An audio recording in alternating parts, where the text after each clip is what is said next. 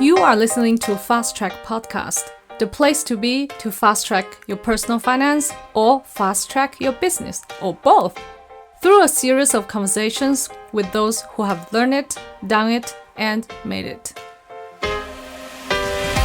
Megan grew up on the shores of Lake Superior in Minnesota, but now lives among mountains in Switzerland. For nearly a decade, her day-to life involved data and analytics and generating insights for business. She now focuses on the stories that data doesn't tell.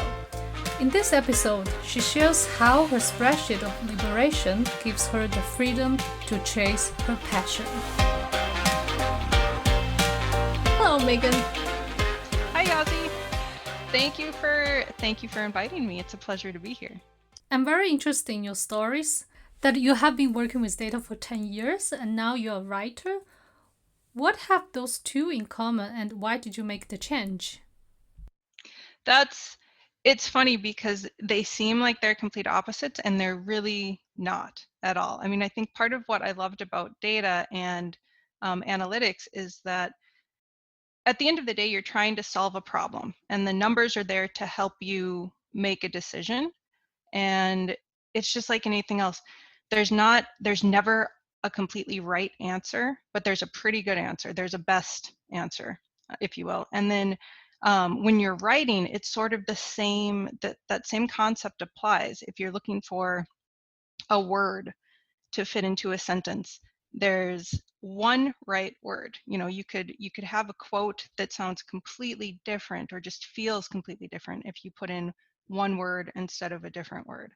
And so really at the heart of it, that's what they have in common. Data and writing are both, they're optimization problems. There's no completely right answer, but there is a best answer, and finding that best answer. That's really what I find so fun about both of these topics. It's very interesting that you look at it this way. I never thought about it. And do you always have interest in writing or since a kid in school? Yeah. In fact, when I was probably, I don't know, like 8 years old, if you had asked me what I wanted to be when I grew up, I would have said an author. And in fact, I think my first book was about when I was 8. It was 14 pages long. I think it was about vampires. So if I had kept up with the vampire thing, I probably would have been a lot richer by now. But I let that fall by the wayside. I could have started the trend, but instead I missed. Yeah. Um, but yeah, no, I've always written sort of on the side. It's always been my hobby, and I've always really enjoyed it. And so I decided to, take the plunge and turn it from my hobby into my day job. And what gave you this kick, since in the past 10 years you have always been working in your data job, but what kicks you? That's a very good question. So I love data and I love analysis, and I loved the last job that I was working in. I loved everything about the job except the work that I was doing. And I've been kind of in the corporate world for long enough now that I was starting to sort of think, okay, I'm not sure how much of an employee I actually am. And in this last job, I would come home every night and I would think, I did some interesting work and I made a little bit of impact, but I'm solving problems that don't necessarily need to be solved. I'm working for somebody else. And what I really enjoyed about the job was the chance to communicate the findings from the analysis. And so I kept thinking about my day-to-day life and all of the stuff I liked and all the stuff I didn't. And the stuff that I liked was much more around communication, and the stuff that I didn't was around, the numbers and the data and cleaning the data and just all of the stuff that was basically what they had hired me to do. And I thought, you know what, like, I'm a good analyst. I'm a good, I can build pretty good data sets. I can build pretty elegant SQL queries, but I'm not the best analyst, whereas I'm a lot better at communicating and storytelling. And so, why am I wasting my time in a job that I don't really love, that I'm good at but not great at, why not just, go for it? You mentioned that you are good at storytelling and communicating. How did you know that you're good at this? Because a lot of people, they might not know what they're good at or not good at. Well, so there's and I say I'm good at it, and I think I am, but what I mean to say, and I should probably be more articulate since I am supposedly a writer, is that I enjoy storytelling and communicating. So when I was doing the analyses, I was actually crunching the numbers was the easy part, or the objective part, the more straightforward part. But what I really found more exciting and more, challenging was, I found these numbers, or I found this outcome. Like, how do I express that so the right decision gets made? Like, just because I have knowledge that the numbers say one thing doesn't mean that my boss is going to completely understand what the numbers mean, going to agree with the action that I'm recommending. How can I couch the numerical outcome in such a way that it appeals to the emotions too, and actually achieves the outcome that I'm recommending? So I understood as that as a data analyst, you know how to analyze the data, and then as a storyteller, you know how to tell the stories behind the data to communicate to the people who have not analyzed the data themselves. Exactly. Yeah. And I Mhm. think that's really the biggest challenge of, I mean, that's what makes a good analyst a great analyst, is if you can tell the story around your results too. Right. And how did you plan your career shift? I assume you did not just quit a job in day one and day two you say, "Oh, I will start to become a writer," right? You did you Right. plan for it? I did. I had We have what we call the Spreadsheet of Liberation. And that's really what kind of made or allowed me to make this decision. So it's the Spreadsheet of Liberation is our household budget. And so we figured out how much it costs us to live for a year. We figured out how much we had in savings. And then basically we're able to convert the savings into runway. And so I knew that I could afford to take a year off from my career without worrying about revenue, without worrying about any income whatsoever, which was such a freeing feeling. And even though we discovered that, probably 3 months before I actually worked up the nerve to quit my job, just knowing that I could quit if I wanted to gave me such a sense of freedom and excitement and optimism. And so that was what the decision that allowed me to quit my job. And then once I did quit my job, I sort of knew that I was going to take a year. That's what I gave myself permission to do 1 year, knowing that I can always go back and get a job if I need to. Again, I should still be hopefully pretty employable after only a year away from the workforce. I think this is the other thing that allowed me to make this big step, is sort of time bounding it. Because if I had said, okay, I'm going to quit, I'm going to throw this decade's worth of career out the window, and I'm going to just completely do a 180 and become a writer, that would have been so, so, so scary. I mean, it was scary enough to like take a year off to become a writer.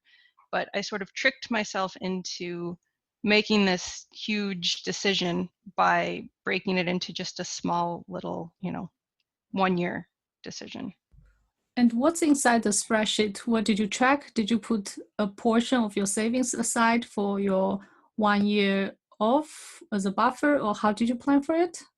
We have a budget that just it takes into account all of our expenses, like our non-discretionary and then some of the discretionary ones. And then what we have in savings, minus of course a pretty big chunk for any unforeseen circumstances. And then knowing how much we actually spend, because I hadn't really paid that much attention to it before, and I knew that we were okay, and that I was able to save quite a bit at the end of the month, but I didn't know exactly how far. I just assumed that I would always have income coming in, so I didn't worry about how far below our means or above our means we were living.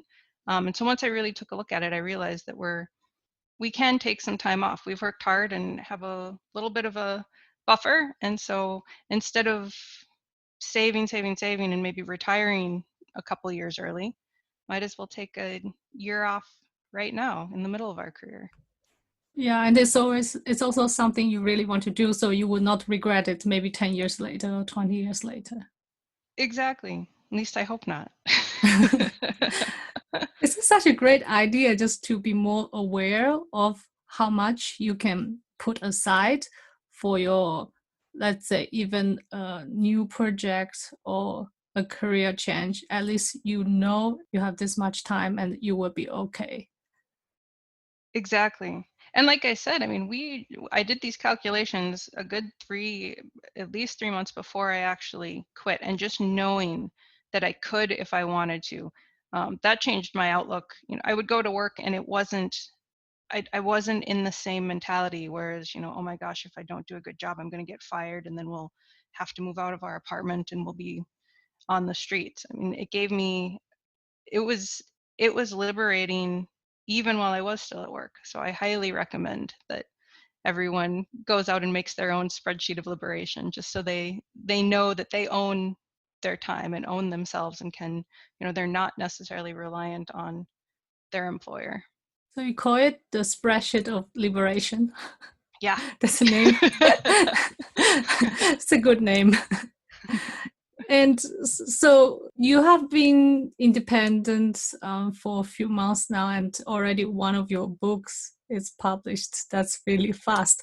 So maybe you can tell the audience what is your first book? Yeah, my first book is called FIFO Saves the Day. It's a supply chain adventure. So this is the first book in a series of picture books for children that are aimed at teaching kids about supply chain management principles. And so Supply Jane is the main character, and then she has her canine companion FIFO. And in the first book, they they help a grocery store owner who hasn't been rotating his inventory correctly. And so I don't want to give away the whole story, but um, some of his inventory starts to hatch, and Yeah, the FIFO audience has to should go come in. to buy the Yeah, book and read yeah. it. Yeah, I read the book. It's pretty like cute for children, and at the same time they also learn something about like a real world problem, like a FIFO, you know. And why did you come up with this idea? There's so the reason or the way that I came up with the idea is I like puns. We were on a hike one time, my husband and I, and for some reason we were making supply chain puns, as one does when you're on a hike, I guess. And so we were talking about just in time, like just in time inventory. And I thought, oh, just in time, that sounds like a superhero. And then I thought, oh, I should write a children's book about it. And it was just a joke at first. And then I thought, no, actually, that's kind of a cool idea. But then just in time, evidently there's already a cartoon series with that name. And plus, I don't know, I didn't want it to be a superhero. I wanted a character that was a little more relatable, especially for kids.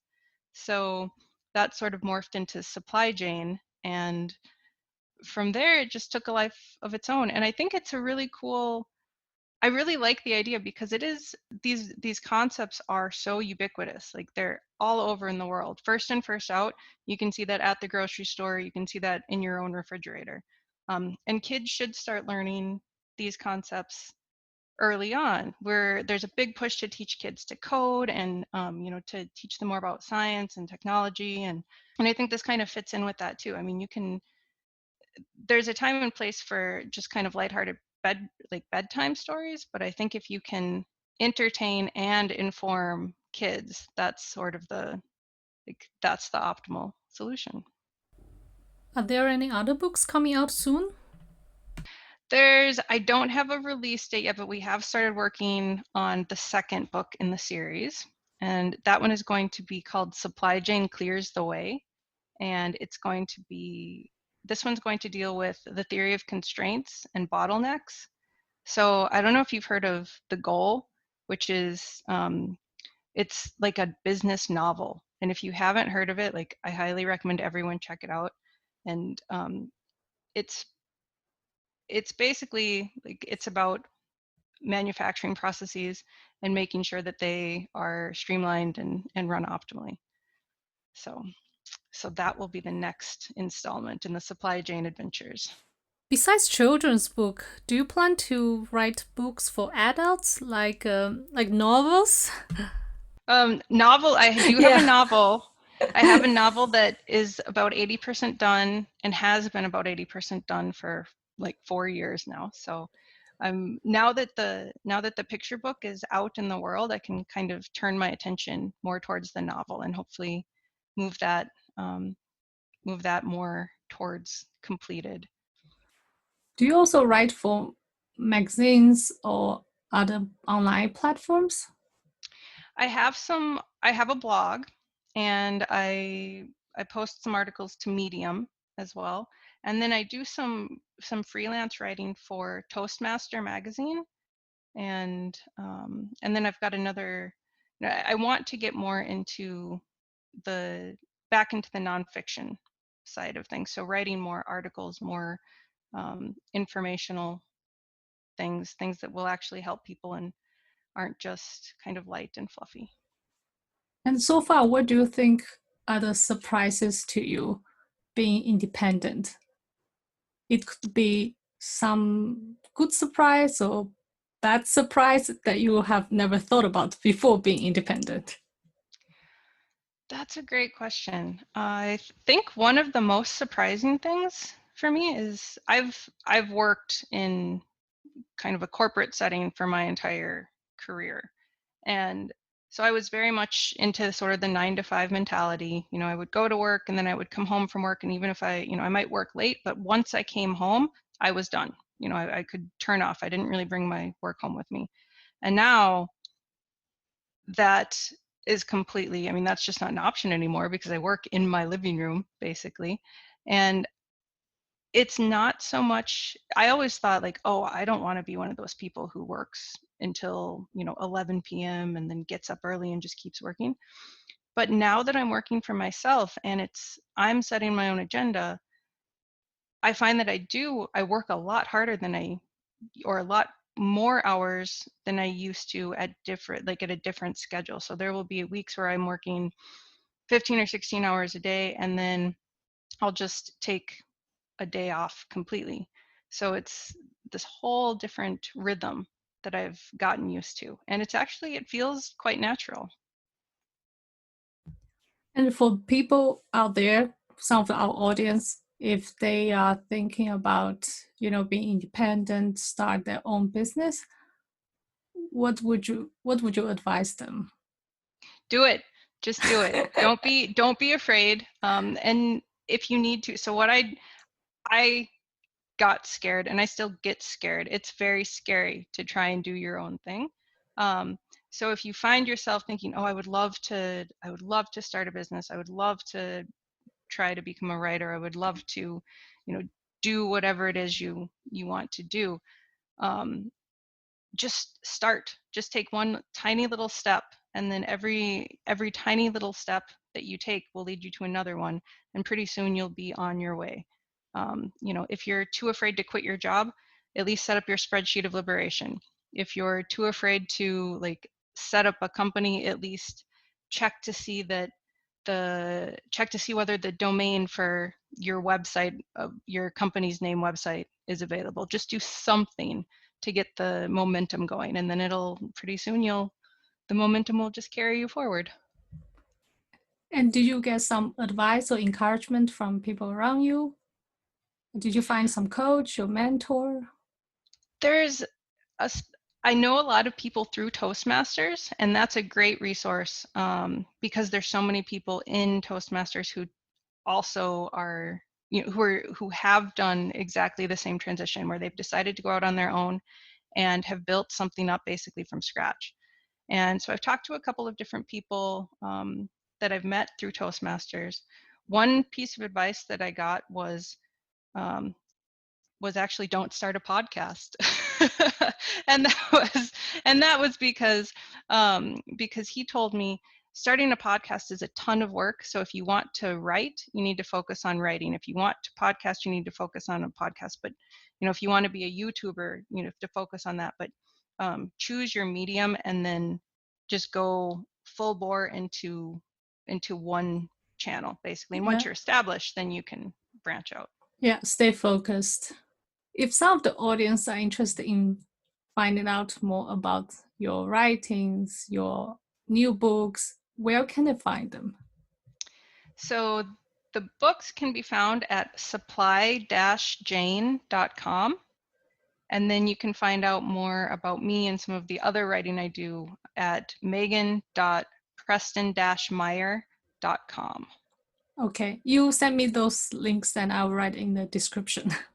Yes, I will do that. And where can the audience buy the book? Amazon? Where your The book? book is on Amazon and it's also on Gumroad. And so you can, if you go to supply-jane.com, you can get the links to both platforms. Amazon US or Amazon? Amazon US, yep.